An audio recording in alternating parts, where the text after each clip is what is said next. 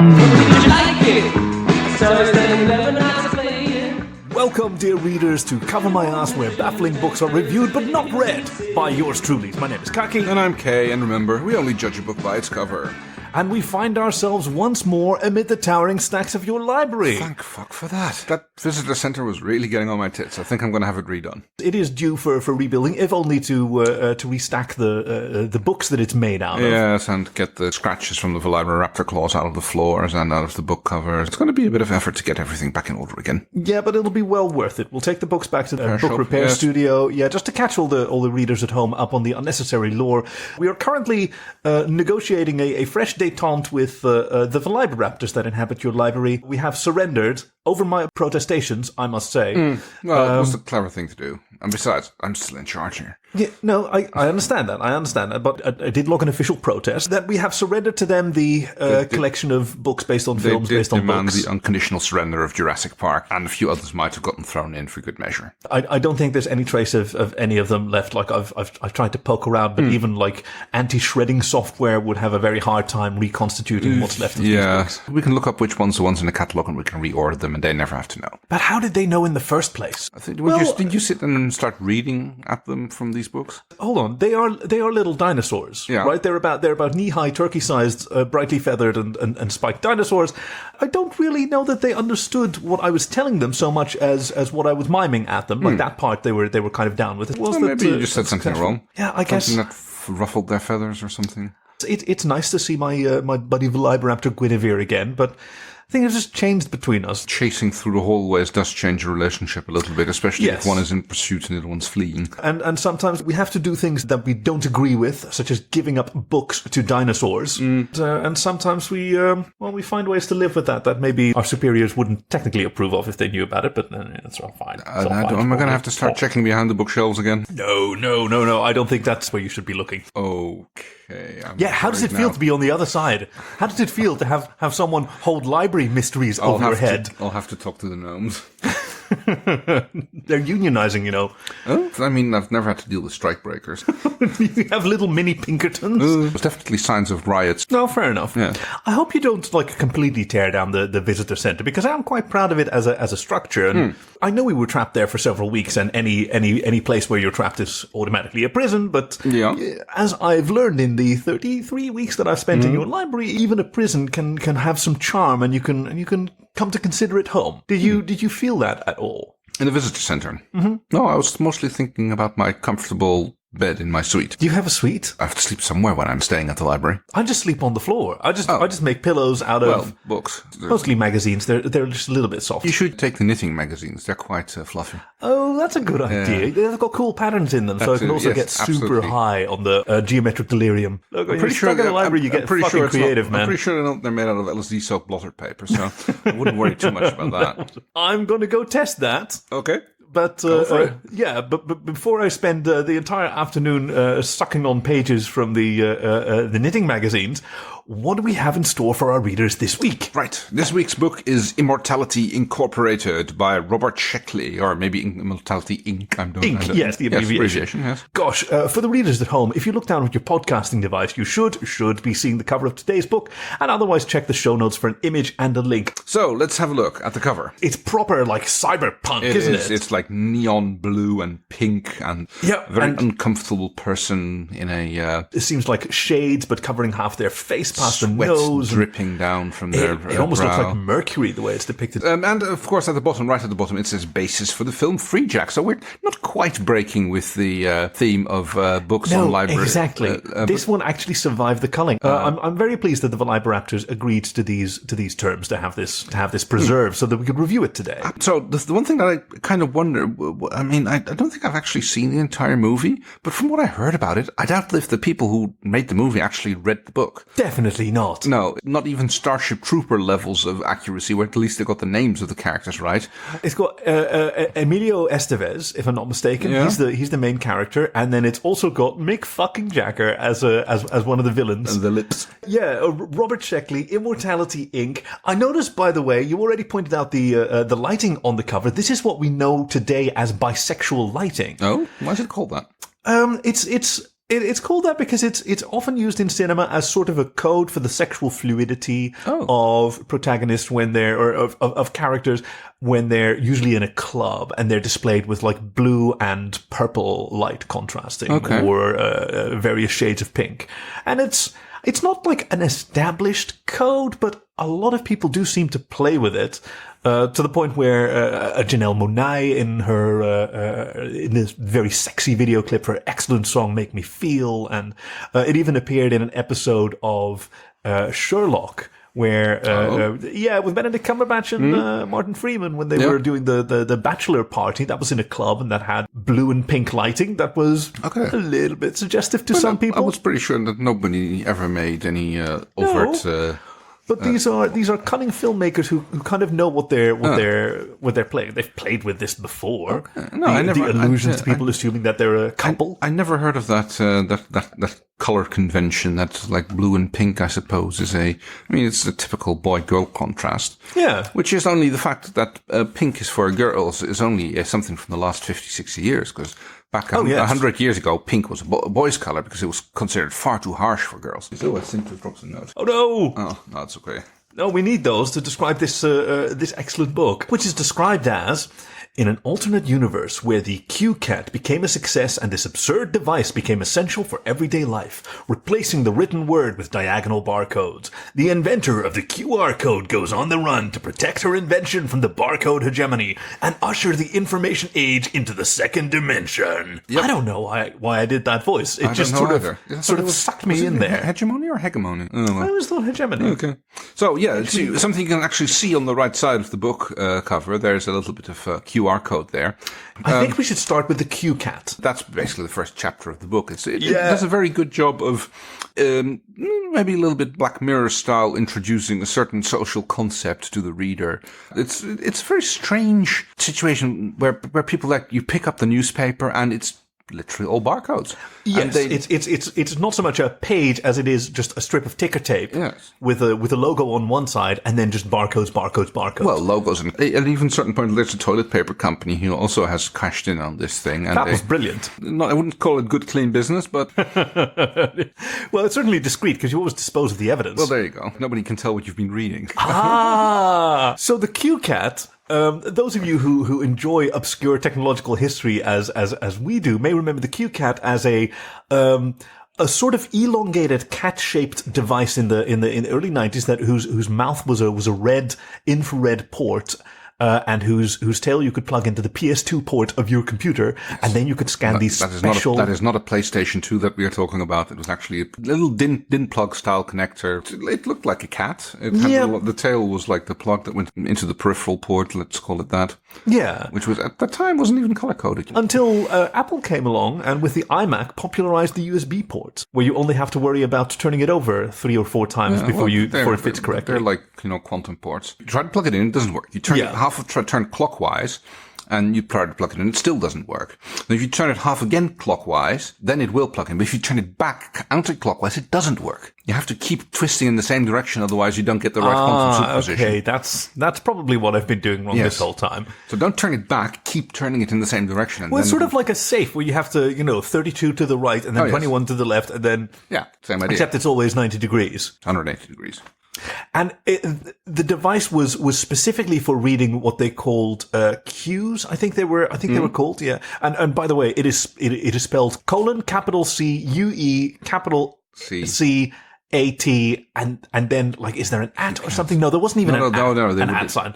It was in use at the time, but it was still obscure they hadn't enough. Come up with that. It was only used in email at the time. And did you see the diagonal barcodes at an angle of 22.1 degrees so that they'd avoid the patent on barcodes? Yes, it's like we're doing them diagonally now. It did look kind of cool, and it did, and it survived here. They keep doing it, but yes, it's a ticker tape, and rather than having to sit and read your newspaper, you scan your CueCat over it, and it basically connects to the digital web. Yes, to the GeoCity. Ah, damn it. Okay, what did you have? No, it's Megacity. Mine's better. Yes. Okay, no, cool. Yeah, so you can jack onto the GeoCity with 250. Oh, what was it? 6. No, 256 bit. No, because the modems. They went 28.8, 56.6. I don't think I ever went past 56K6. I went straight to ISDN from that, so. Yes, but in this future, they skipped an entire branch of technology. They got stuck in a technological groove as the CueCat became the dominant form of information interchange. The fiber optic revolution apparently didn't happen here. Like, they're all still on analog. They're still on bouts and 226 baud modems. I think that might just be Mr. Schekley's lack of imagination, or being able to not comprehend the leaps and bounds that technology would take in the meantime. So I propose a more generous interpretation, because a science fiction story, right, is supposed to be a fiction extrapolated from science, and is it not entirely fair to extrapolate your vision of the future from your knowledge of the present? Oh, to a certain degree, yes, but it's also remarkable how there's certain lapses in the vision of authors. So there's like definitely. If you allow me to like digress to a book of Arthur C. Clarke. No, it wasn't. It was Asimov. Sorry. It starts off with two young adults on their way to their entrance exams to the Space Academy, and they're on the train across the United States towards wherever the center is. And one of them gets a phone call, and he takes his phone, and the other guy's like, "I was smart. I packed my phone in my luggage so my parents couldn't call me," and has a brief conversation with the parent. And the book goes on with that, and later on, when they're doing their exams, he starts mentioning that he's like doing some calculation on slide rule, and I was like, "Hang on." The book was written in 1952. And so he actually worked mobile phones into the story in a completely believable way that someone from our time didn't even think twice about it. Yeah, not imagining that it could perform any other function than... or it could be like a calculator as well. And he brilliantly wrote it into the story in such a way that a modern-day reader wouldn't even notice it as actually being a science fiction thing. Yeah. Well, I'm currently in the process, when I'm not reading for our podcast, of course. I'm in the process of reading Snow Crash, the cyberpunk novel by Neil Stephenson, which I've never read before, and is my introduction to cyberpunk in 2019, which is fucking wild. It's an amazing book. Because I have no idea which of these sort of prediction and cynical views of the future are tongue-in-cheek, like 1990s irony, isn't this silly, I'm just extrapolating this silly shit into the future, and which was a genuine, like, cool vision of the future. Like, which parts are supposed to be cheesy and which parts are cool? I cannot tell them apart. Yeah, I don't know, with Stevenson, I don't think he ever really goes for cheesy. There are certain things he actually believes. He must do the Cosa Nostra pizza okay, that was maybe a little bit tongue-in-cheek. Yes, the Deliberator. Yes. Which I still think is one of the best named characters in hero protagonist is yes. You only get one of those every century. But so I got a similar vibe from Mr. Scheckley's Immortality Inc. It was a futuristic vision from the 90s, but kind of restrictive, like only permitting the extrapolation of future technologies from existing ones, not assuming that they would be entirely new ones. Yeah, exactly. So you'd think that they'd have the CueCat codes and they would access things on the GeoCity. Yes. And but no, it's actually all of the data is encoded in the barcode reader, and then they scan it, and then it's like their article is read to them by the computer. Yep. It seems, it says like you could like just use that bit and scan it and then download it from the web. And there's also the sort of class structure of technological access. Like, I believe that gleaming face helmet that this person on the front of the cover is wearing is one of those VR CueCats, an extremely expensive piece of technology where you put these goggles on your face and then you feed the ticker tape through it, and then it projects that into imagery on your... So I thought it was the scene where one of the other characters in the book, Pig Venus, is being brainwashed. Yes, the sort of 1984 Room 101. He's going through the barcode brainwash, and it's basically having the oh no, that's definitely got to be it. Being reprogrammed. Do you think it's the same technology? Ooh, supposedly it's based on each other. That must be. Ooh, subtext in this story. How cool. Because that becomes the it rapidly displaces the previous DVD-I, the Philips DVD interactive technology that was the dominant form of entertainment until even that got subsumed. But yes, we're getting way ahead of it. We're not describing our main character. Yes, Cyber Kathy. Yeah, she's been a low-level employee for the CueCat company. Yes. And doing a little bit of research and development. I was going to say R&R, but I meant R&D on the side. Yes, that's right. Uber CompuServe. Yes. The militaristic internet service provider that in this universe never faced the competition from AOL. Yeah, and they just could keep on growing and growing because they had the CueCat patent in their pockets. And, and that was like, one of those dominant mark forces. There was, the government was well in the pockets of the corporation, and nobody decided to like try to split them up. That elected it with AT&T. Oh, yeah. Into the various little baby bells and break it up. Because you pay your senators nicely. You keep them happy with their more risque CueCat content. Oh, yeah. And that was printed on pink paper with blue code. There you have the blue and pink again. Yes. Oh, yeah, interesting that that Mr. Worthington picked up on.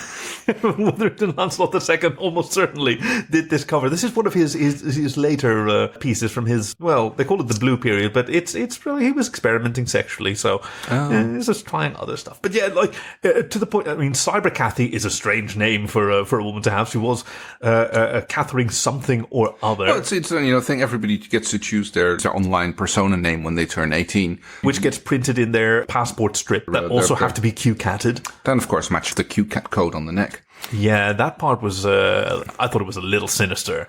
Yeah, it's cool, but yeah, there's something kind of intimate that when two people introduce each other, it also involves like turning around and lifting your hair and catting one another. Yeah, or the more intimate one where with your cat in your hand, you slap your arm amiably on your companion's shoulder and you just like swipe it over their neck and you do it simultaneously. It's like almost like Russians kissing each other. Hello, It's like I had that once at a work conference where I went to, where all the badges on the lanyards they had a little RFID tag in there. And so if some of the vendors, like if they scanned it, then they automatically had your contact address and permission to send you stuff. So there was this constant like physical proximity of like, hey, how's it going? Can I interest you? And then sort of casually leaning their scanner closer. Wow. Like, no, bud, no. That's rather cheeky. Yeah, it was a really weird situation. So it begins with Cyber Kathy. She is a citizen of this new world. She's jacked in, she's jacked off. Jacked up.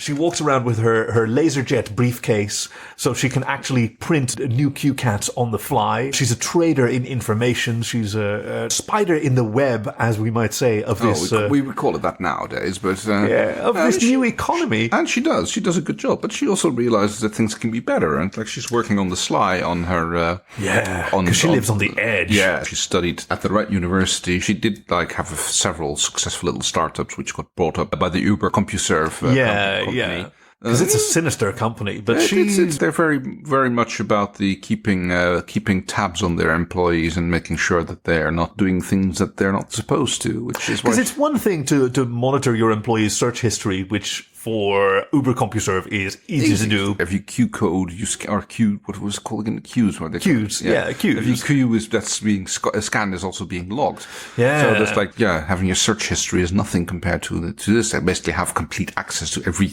bit of media that you've consumed. I liked how all information was transferred via CueCat. So in the one of my favorite scenes was when we get to see inside the monitoring station of Uber CompuServe.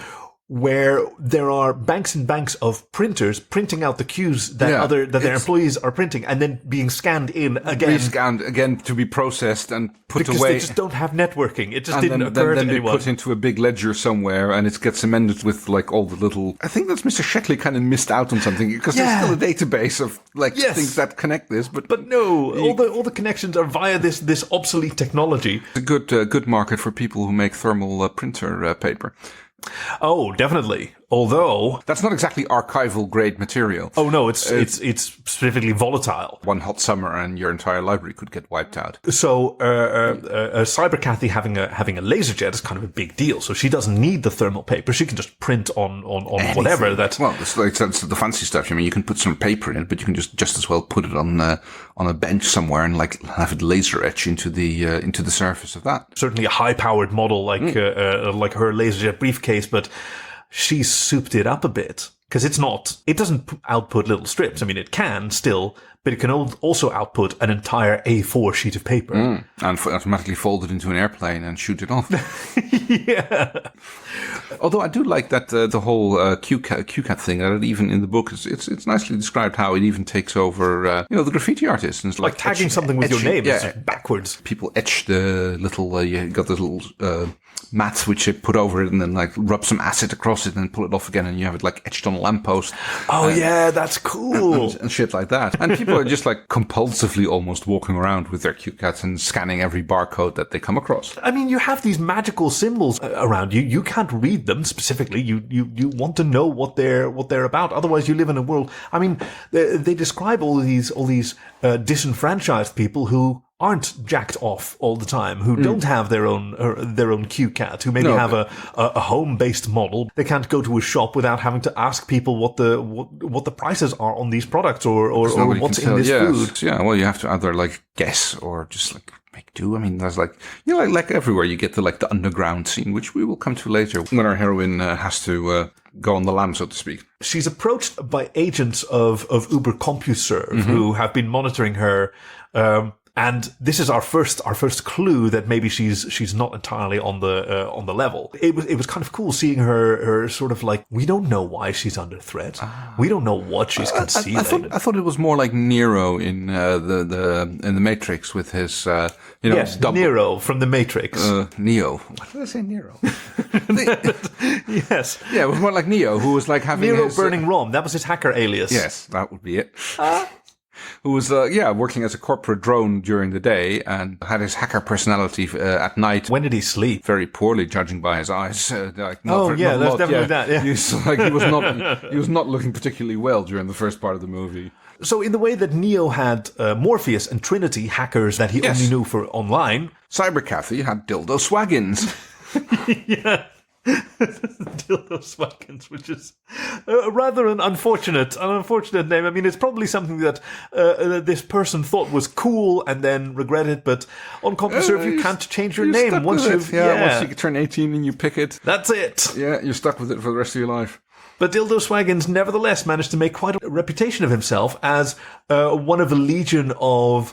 I mean, we talk about hackers, right? But in this world where it's not about networking, it's because about coding, barcoding, that is, not actual coding, but yeah. No, and coding into barcodes, and those have to be transferred. And one of the most secure and relied upon forms of communication for corporate barcodes is the old-fashioned facsimile machine via.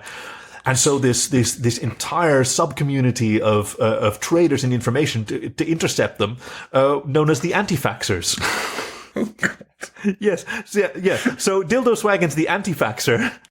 Okay? Yes. Okay. Yeah. We're reviewing a book here. No, I know. You read this book too. Yes, it's like, yes. You know that they're called anti-faxers. I almost forgot about the anti-faxers. Yeah, well. So, yes, the anti-faxers. Who, again, it's like one of those things where people didn't think of like how these pieces of technology would interact, and it's like it's amusing to see how they're kept completely separate. It's entirely sensible, yeah. It's like, I'm just going to print out my cue, I'm going to fax it over to the other side, and they're going to scan it with their CueCat. So I can understand why the anti-faxers have been so supportive of Cyber Kathy as she's dropped hints of this radical new technology that she's working on.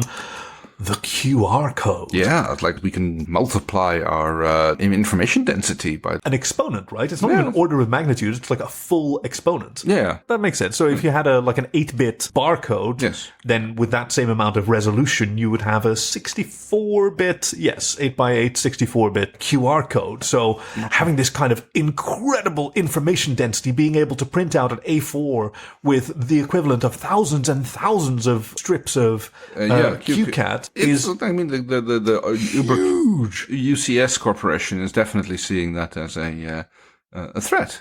Much in the. I mean, you mentioned Ma Bell previously, AT&T Bell, which reportedly, if I'm not mistaken, they patented magnetic tape recording technology like in the 30s when it was invented. Like they could have had a working answer phone essentially, and that was not pursued commercially, nor was it quietly shelved. Yeah, exactly. Okay, I didn't know that. Our grip on history is as tenuous as Mr. Scheckley's grip on the future. Yeah. Cyber Khaki is being pursued by UCS agents carrying Texas Instruments assault calculators. Dangerous things. Like Very dangerous things. Can break into your CueCat, no problem. Until she's rescued by the sudden appearance of a Cyber Toyota Cyber Starlet, from which emerges what she later finds out is Dildo Swaggins and N01MOM, both carrying VH SMGs. Yes. They open fire on the agents. They murk these corporate goons. Yeah, they splashed them beyond any CueCatting. Yeah. And kind of gruesomely strip the cues from their necks with straight razors. That was kind of horrifying. Yeah, well, I mean, a shot like one of those VH SMGs to the neck will do the same thing. You know, even if they would survive, which I seriously doubt it, considering the graphic description of the damage that was done to them. That these seemingly movie tapes that were supposed to be returned could be deployed into fierce automatic weapons. Yes. But yeah, all to protect Cyber Khaki. Yes, and Dildo Swaggins taking her to the underbelly of GeoCity. The refuge of the anti-faxers, where the cool music plays. I think it's all Nirvana. I think All Nirvana all the time. I mean, it's got to be Seattle, right? Oh, probably. Where it takes place. A name like GeoCity, it could be any of the North American sprawls. One of those mega cities. Yes. Very good. Yes, but so Dildo Swaggins takes Cyber Khaki down into the undercity of GeoCity to introduce them to the Swedish barcode mafia. Yeah. Led by Jizzfan22. Yep. And his number 2, Gay Bowser. Yes. Now you can immediately, it's never really addressed, but the fact that Thelonious Monk is playing explicitly in the lair of the Swedish barcode mafia indicates that Jizzfan probably wanted a particular name that was not available, and he just started typing alternative names until finally he came up with Jizzfans. Well, it's one of those situations where you're just sort of angrily bashing alternatives in a fine, just anything, and then it gets accepted, and then you're stuck with Jizzfan22 Yes. and Gay Bowser, which I wonder if he thought that maybe it meant something else, but maybe he was like Happy Bowser, Gay Bowser. Yeah. Like when he just won a race in Mario Party or something.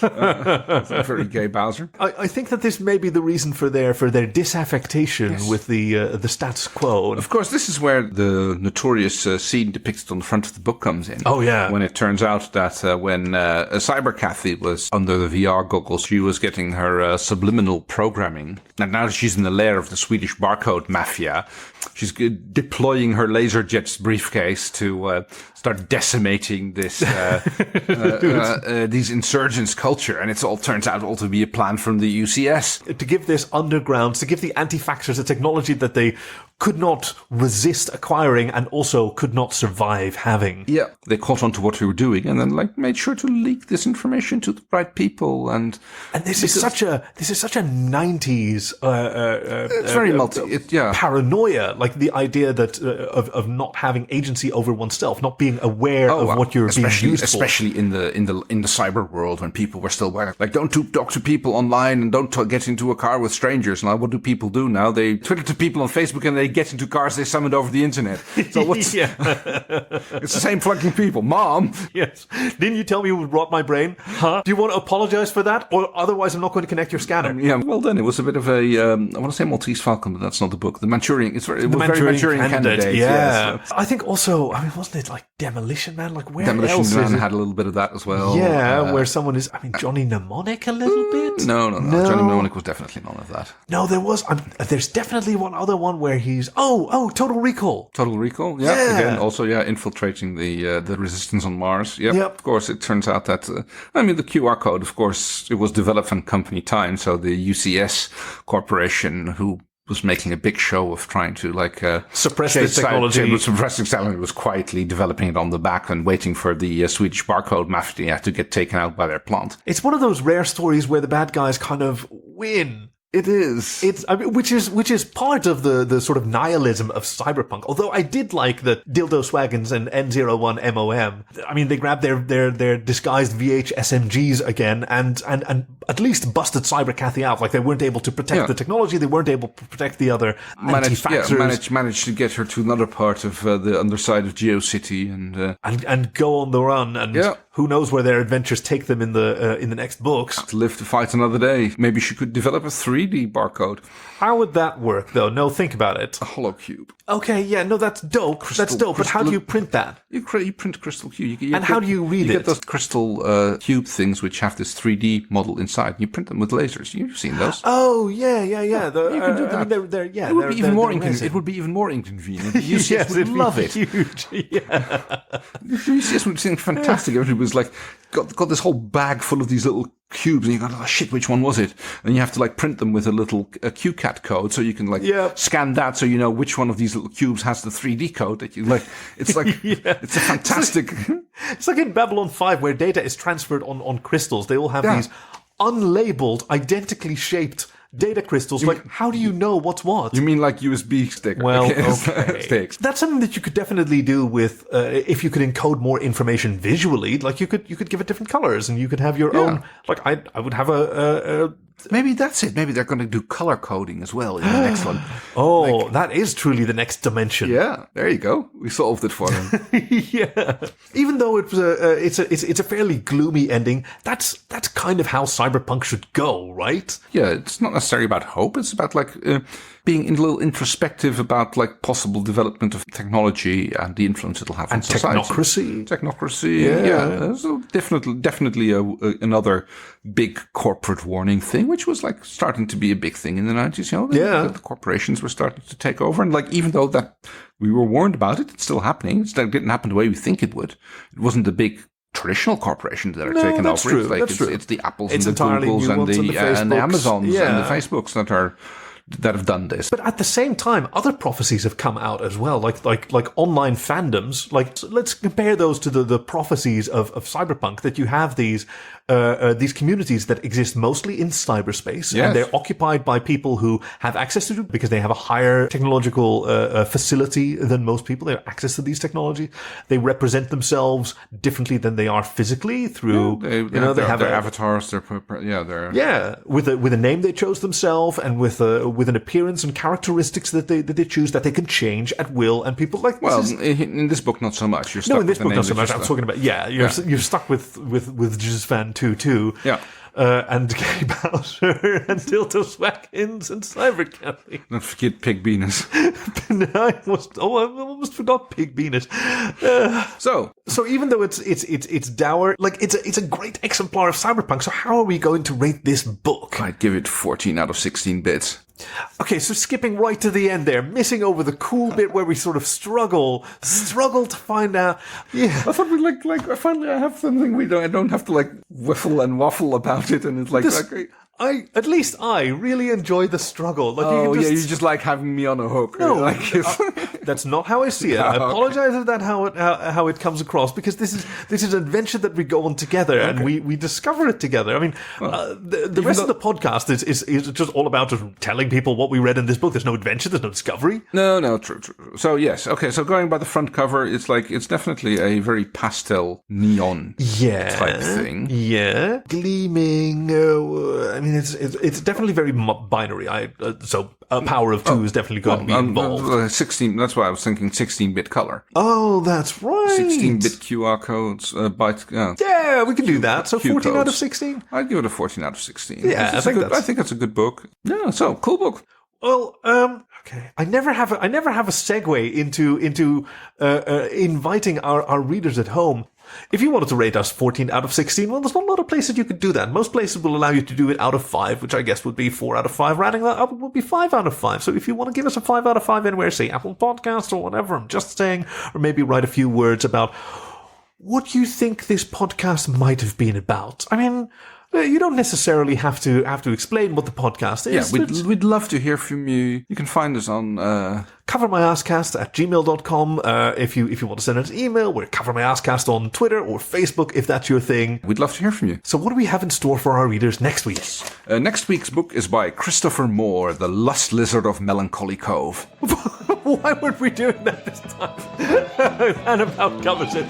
Thank you for joining us at Cover My Ass, where baffling books are reviewed but not read by yours truly. My name is Khaki. And I'm Kay. And remember, we only judge the book by its cover. Tell me the spell again. The Lust Lizard.